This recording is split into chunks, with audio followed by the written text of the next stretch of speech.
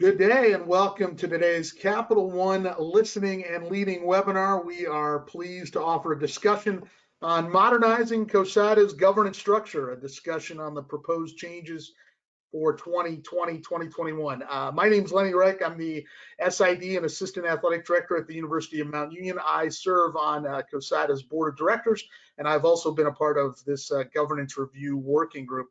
Our presenters today don't need much of an introduction, as they are current CoSIDA President Herb Vincent, who has 30 plus years experience in college athletics, currently the Associate Commissioner of Communications for the Southeastern Conference and was the 2019 Arch Award recipient, and CoSIDA Executive Director Doug Vance, who also has over 30 years experience in college athletics.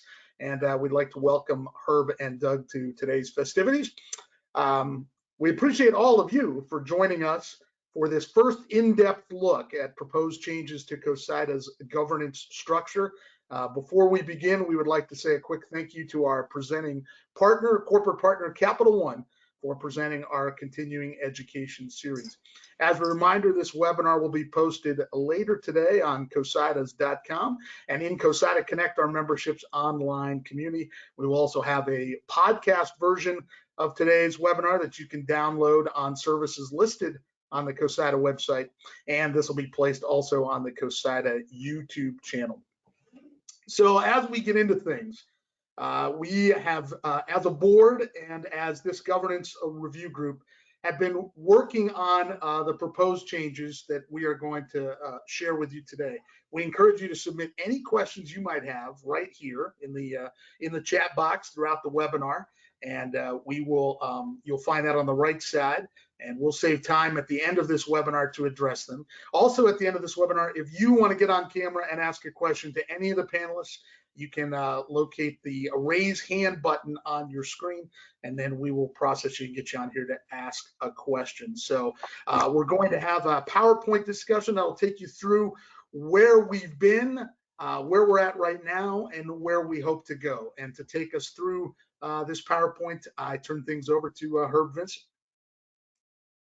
Thank you, Lenny. Appreciate that. And let me start by saying I hope everyone is doing well and you're safe and healthy. We had a town hall forum, is what we call it, the week after I think all of our basketball tournaments shut down, and had a little conversation about what it was going to be like going forward. None of us knew what it was going to be like, and just letting you know that CoSIDA was here. I want to take just a moment to thank the CoSIDA staff and membership for all you've done. We've had a number of coffee shop events, webinars, presentations, forums, and they've been very well attended, great participation. Our organization is very active, and the staff has done a great job, I think, of making things available. And there's been some new challenges for all of us, and I just want to congratulate the staff and the membership for the way you've handled this trying time. In the meantime, we started this governance structure discussion well before the onset of COVID-19, and we talked about how to move through this. And we don't want to slow the progress of CoSIDA. We consider this governance structure change progress for the organization. And so we're moving forward and try to be as communicative as possible over the course of time. If you could change to the next slide, we can take a quick look at the working group. I want to thank the working group for all their service on this from the very beginning. They've been very engaged. They've been very generous with their times. We think that we created a group that was very representative of the membership, and every one of them had some participation and significant contribution to the development of the concept that we're providing to you today. I hope you've taken an opportunity to read the blog we sent out earlier this year. Many of you responded, and I hope we responded back to you on questions and concerns that you had at the time. So this is the next step in coming forward and in bringing this to you. We started out with a number of objectives, which you see here. One is to create opportunities for people in like divisions, common divisions, to address issues that are relative to them. Number two is to create more leadership opportunities across all divisions. We're always looking to develop and identify leaders, and we think this structure gives us a chance to engage more leaders into the organization and identify more leaders for CoSIDA. A centerpiece of this is developing a smaller board of directors to create better engagement, more efficiency, and in turn, better decision-making for the good of the organization. We want to formalize the communication between the divisional groups and the CoSIDA Board of Directors. I'll go into that a little bit more. And then just by having more people involved, continue to expand diversity and inclusion among the CoSIDA leadership. So those were the objectives that we started with. If we go to the next slide, I want to go back to the discussion about the board. Doug Vance spoke often in our board meetings when I came on about the research he had done into the governance of organizations and associations very similar to CoSIDA. And one thing that stood out to me was that the trend was towards smaller boards. And this quote that Doug found in some of his studies, I think captures that concept. And I'll read it to you just real quick. We believe in a smaller competency-based board with directors carefully selected for competencies critical to the organization's future can be more effective. Associations need boards composed for performance and not boards composed according to geography and special interests. In short, put your best leaders in the best position to help the organization. And that's what we're trying to do with this structure. So here's the way the governance structure looks now. And we have a president, 3 vice presidents, a past president, secretary, 3 at-large members, and then 6 college division representatives. It's a pretty large group. And so what I found from the very beginning in board meetings that I often found myself sitting and listening and not engaged in half the conversation because there was a group that was engaged in a different set of issues than I could identify with. And then I was engaged in a set of issues that maybe they were not identified with because it was such a large board. It makes it difficult to have discussions. When you're on board calls, some people just don't want to speak up. You've been in Zoom calls and meetings where the larger the group, the less maybe you want to participate or the less engaged you are because you want to give others a chance to talk. And you're less inclined to contribute. And so it's a little bit difficult sometimes to get board members to contribute. And that's the reason they're there. And that's what we tell them all the time. You're on this board because we want you to contribute. But just the largeness of the board makes that a little challenging sometimes. At the same time, if you look at the bottom of your screen, we have these very efficient, go back just one real quick, very efficient, the previous screen, please. Very efficient and well-managed divisional management groups. So you have D2 CIDA, D3 CIDA, so on. You have CDMAC, D2 CIDA. These are groups that are, as I've come to discover, are very well organized. They have great leaders. They come forward with great concepts.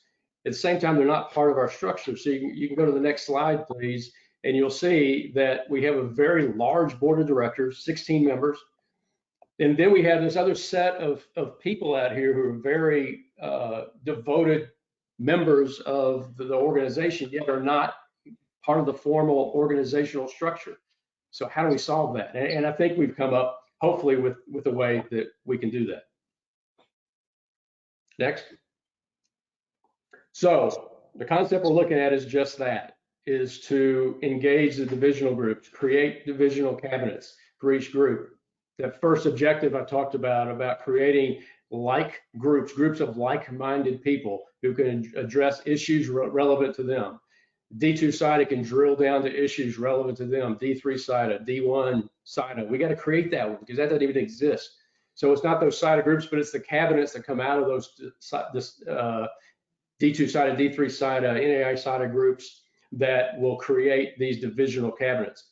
One of the things that was real important that we identified early on was, number one, we don't want to mess with the existing divisional groups because they're very good at what they do. They're very organized and they have their board structures and they have their rules and regulations. So because of that, number two, we thought it was important to give them the autonomy to create these cabinets. So D2 CIDA will decide how the D2 CIDA divisional cabinet, which is part of the governance structure, is composed and made up. D3 CIDA will determine its own leaders to put in there. And so that is a way of bringing the divisional groups into the formal governance structure of CoSIDA. Creates a lot more leadership opportunities. All these people are part of the governance structure. It helps us identify leaders for the future for other parts of the organization. The leaders of each of those divisional cabinets feed into the advisory council. And the advisory council is that conduit between the divisional cabinets and the executive board of directors. Let's go to the next slide, please. This is another way of looking at the exact same thing. It looks a little more confusing, but you kind of drill down a little bit to what it looks like. So you have a divisional cabinet there, and we have on each of these 5 members, but we're going to leave that again up to the divisional groups to decide how big do you want your cabinet to be. Going back to the board talk, you don't want it to be too large and unruly, but you want to have your leaders from your divisional group to be there. Looking at the size of the boards of each of the D2 CIDA, D3 CIDA groups and so on, you can take the board structure, the boards, and just put them into the cabinet and make it, that's up to each group how they want to do that. But you would take those leaders who are already identified and put them directly into the official governance structure of CoSIDA where they have never been before. Those groups always come to us and give reports. They come to us at the NCAA convention, at the CoSIDA convention. We hear reports from the divisional groups, but they're not part of the formal governance structure. And we thought it was important to bring them into the structure. So that's how we've arrived at where we are today. So you take the chair of each of those groups and you put them onto the advisory council. The advisory council is made up of 2 officers, the first and second vice presidents, a past president to represent that past president's group, and then the chair from each of the D1, D2, D3, so on, make up that advisory council. Proposals, ideas, thoughts from the cabinets go into the advisory council and are brought forward to the executive board of directors.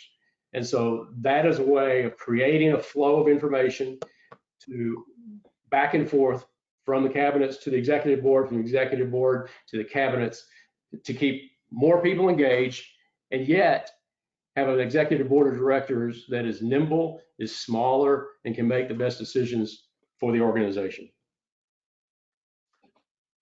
We'll go to the next slide, please.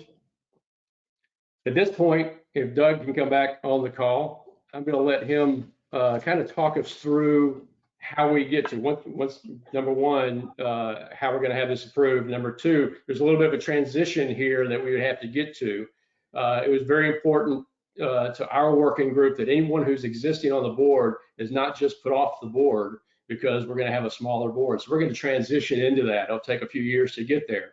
But we have great leaders on the board until we get to the point that they transition off, they've served their full terms, then we'll get to that point. So Doug, I'm going to turn it over to you and you can kind of walk us through the rest of the presentation.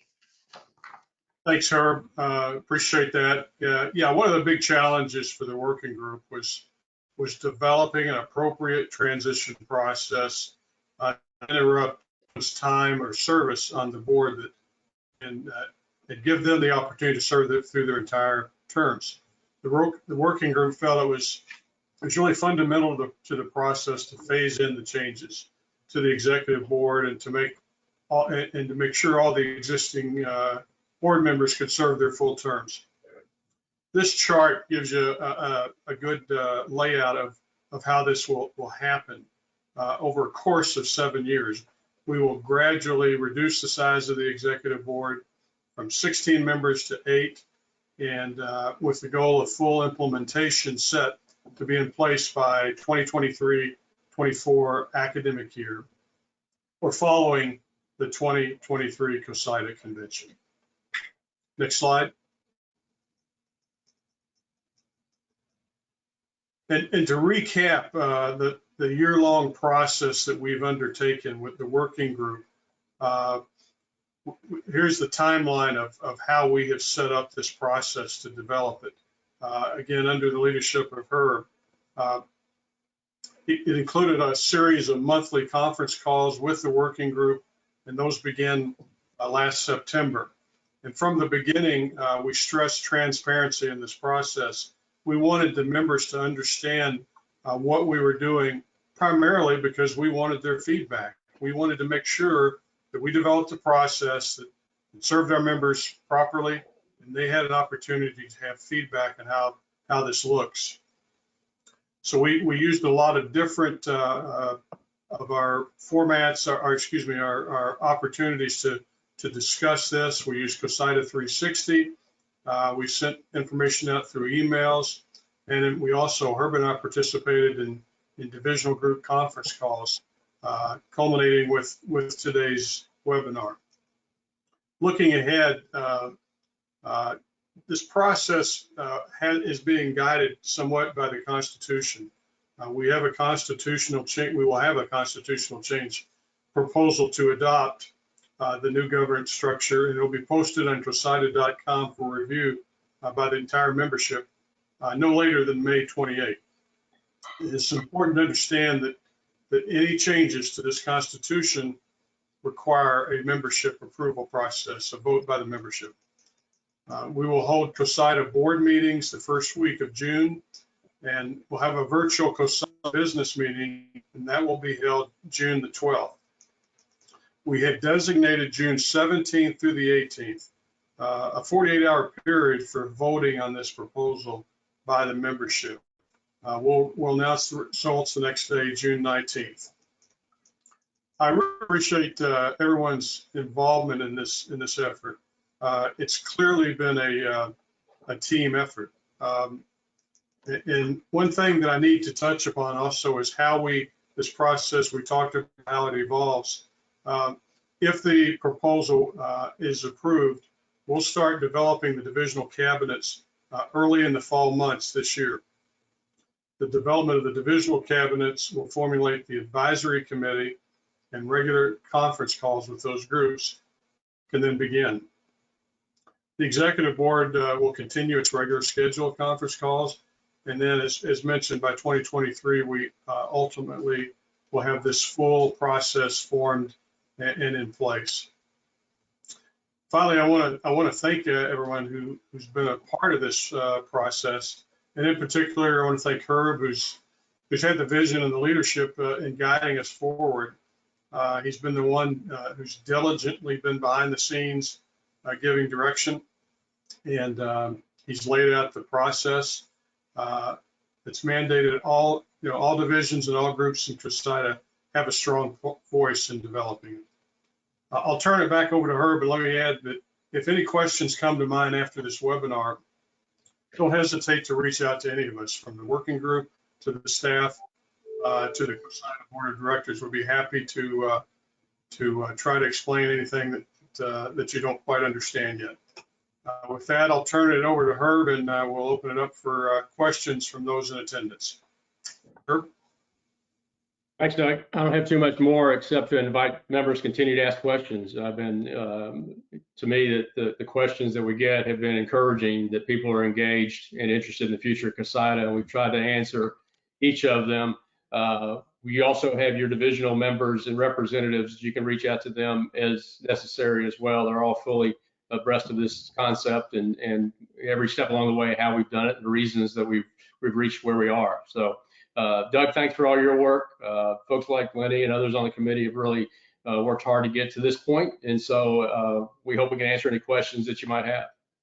Doug, and Herb, we do have a question from the chat from Blake Tim. Will the divisional cabinets be appointed by the board or voted upon by their respective membership? Are the divisional cabinets designed to replace the current divisional groups?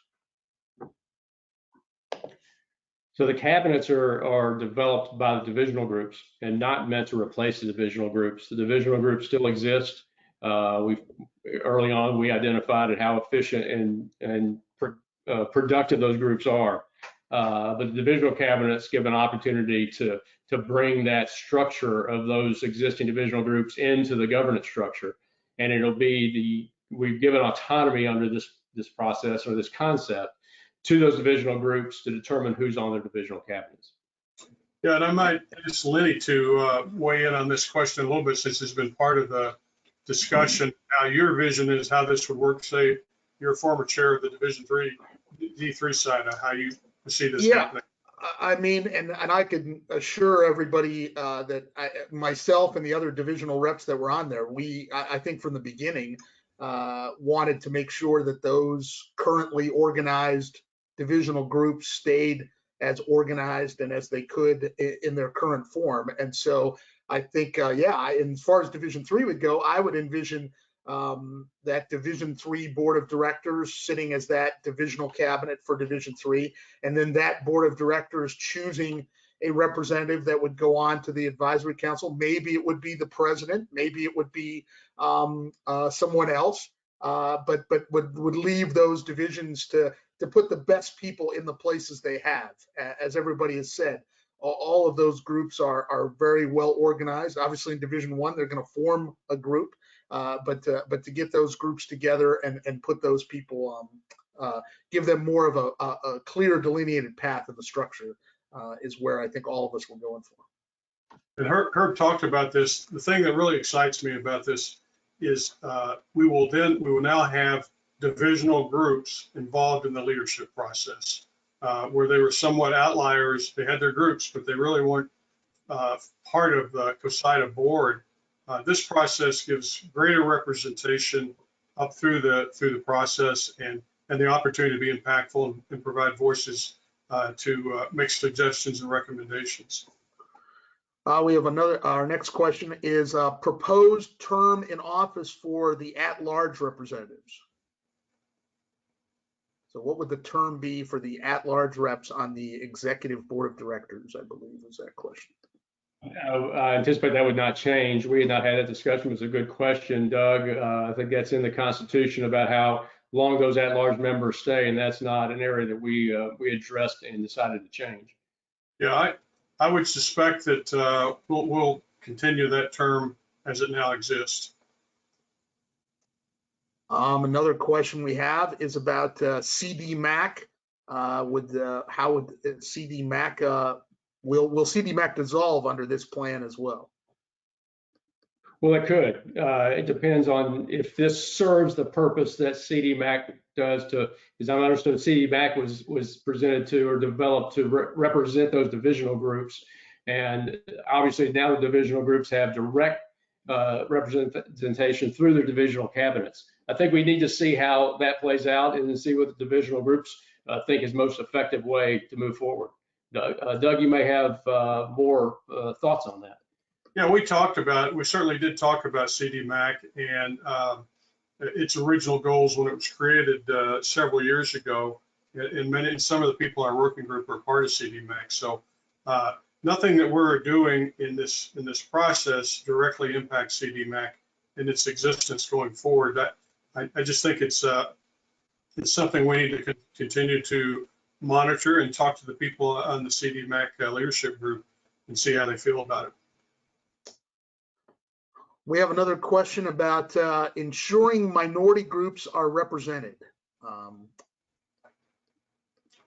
Well, we have a vision statement CoSIDA has established, and obviously that's really important to us as an organization, and it's part of the process that our nominating committee considers each year when we select people, and that's not going to change. It is a point of emphasis for us, and we want the best leaders to be part of our leadership structure, and certainly this is something that will be significant in the selection process.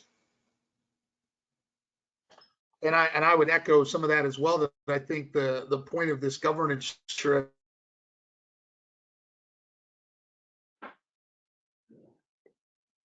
But we may have lost Lenny there. I think you may have frozen up. Yeah. I think I can move on to see the next question. I think it's the next one in line.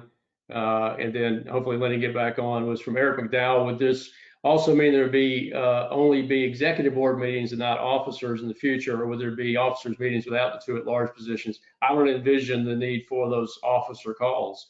You're going to have an advisory council call, and then you have an executive board call. I think there would just be the executive board, and that's part of the beauty of having a smaller board is that you have a group that can engage in an effective manner like that. Welcome back, Lenny. May have lost him again. Oh, there he is. Can you hear me now? Oh, sorry. Okay. Sorry about that. Sorry. The question was, would the monthly meetings include all of the executive board together, or would they still be separate officer meetings with the at-large folks?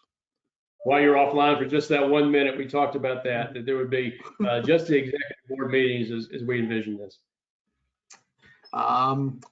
Another question is, how will the Division I group be formed, since there is currently no Division I subgroup?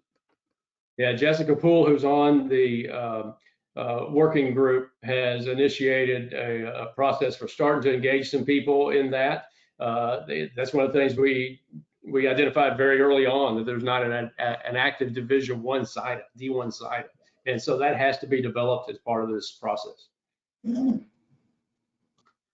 I think another thing we talked about on that timetable graph was also giving the other divisional groups that are established time to seed their 2021 board of directors elections through those kind of things as well. Our next question, well, more of a suggestion, I guess. Can we enlist conference SIDs to encourage review of this proposal as well? Emails are great, but I think some personal contact could be beneficial. I guess I would imagine a lot of conferences are doing their year-end meetings. I guess I know we would encourage discussion as many ways as we could have discussions. Yeah, we've been active on going on some of these divisional group calls, Doug and I, to talk and answer some questions and present some of what you've seen today. And we certainly welcome the opportunity to go on any others. We have our Southeastern Conference spring meeting, so to speak, next Wednesday, and Doug is going to join us for that. And that's going to be part of the discussion on that one. So we welcome the opportunity, if we have some other groups to get in touch with, to certainly do that. Another question on the constitutional vote. What will it be, a 2/3 or majority vote needed to endorse the change? I think, Lenny, it's a majority vote based on the Constitution. We'll need a majority vote.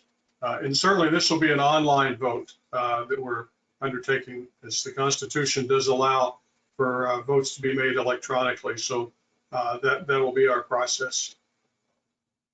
And I'll say we have another question about the Constitution, about notices for change and all those things. And I know the board of directors has been following along, especially with Jeff Hodges' guidance through constitutional changes, making sure we're following everything by the way of the Constitution. Yeah, without question, we have a time period that's set up by the Constitution on when changes need to be posted and when they can be acted upon after posting, and that's giving us direction and guiding us in this process.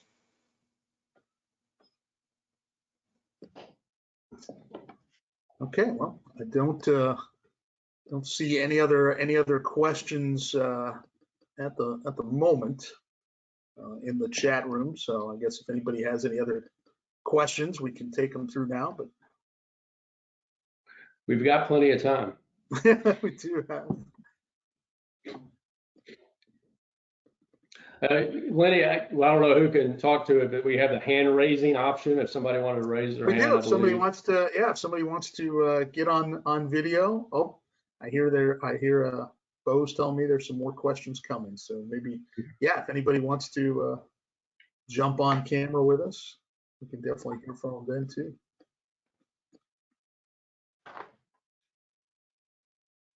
And I think as the groups are doing business meetings as well, I believe, Doug, you're scheduled to, or somebody's going to come in and talk to some of those groups as well during there. Yeah, we will.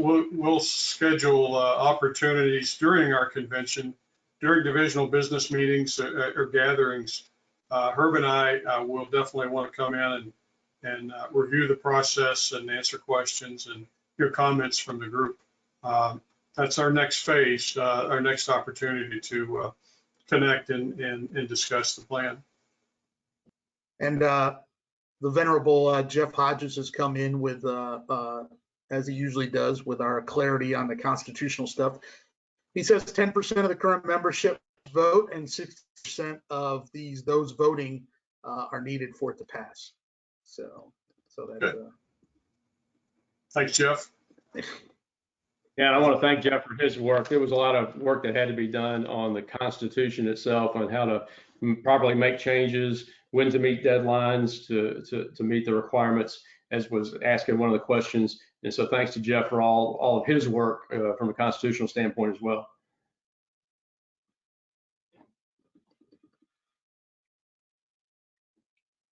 Have any more questions, Lenny? Doesn't appear to be any more questions coming in. Those were like I said, those are those constitutional questions, and I think we got most of those. So, so other than that, I don't think we have. Well, maybe we got one more that just came in. A question about the evolution of some positions. Has the Constitution changed that the secretary becomes a voting member? I'm not sure what that means of any of those kind of things. So, but I mean, the board was presented with the proposal and voted through its normal board process. And then we have another. I don't think there's a question here. Let's see. Yeah, no, I don't think there's been some questions, just some general statements in the chat to folks in the chat. But if we, you know, obviously, as everybody said, we've got ways to get a hold of everybody on the group and the board, as well as the staff. If you have questions about this, you know, in closing, we definitely like to thank everyone for joining today's session, thanking Herb and Doug, and I would be remiss if I didn't thank Herb and Doug and speak on behalf of a lot of people that appreciates their steadfast leadership, especially during these uncertain times. I think we've been able to lean a lot on CoSIDA, and then Herb and Doug have definitely been up to the challenge, and I appreciate everything that they've done for that. As a reminder, you can find this on-demand webinar on CoSIDA.com and on CoSIDA Connect later this afternoon. It'll also be as a podcast. It'll also be on the CoSIDA YouTube channel, and everything will be available on the CoSIDA website. We will have one more webinar scheduled in May before we turn our attentions to the June virtual convention month. Next Thursday, May 21st, join us for a live webinar at 2 p.m. Eastern on the CoSIDA Mentorship Program. Get ready, get set, and go. Prepare for the 2020-2021 program. Please remember to check out CoSIDA.com and CoSIDA's social media channels. You can see them up on the screen. For updated information to register for the webinar and see what's in store for the June virtual convention. Any last words, gentlemen? I just want to thank everybody for participating today. The participation throughout this process, from the working group to the membership itself, the people who have been engaged, has been very helpful. As someone said in one of the questions, you can only answer so much through email, so that's why we had this webinar today. And we would welcome an opportunity to get in front of some other groups as this plays out over the next month and answer the questions that we can answer.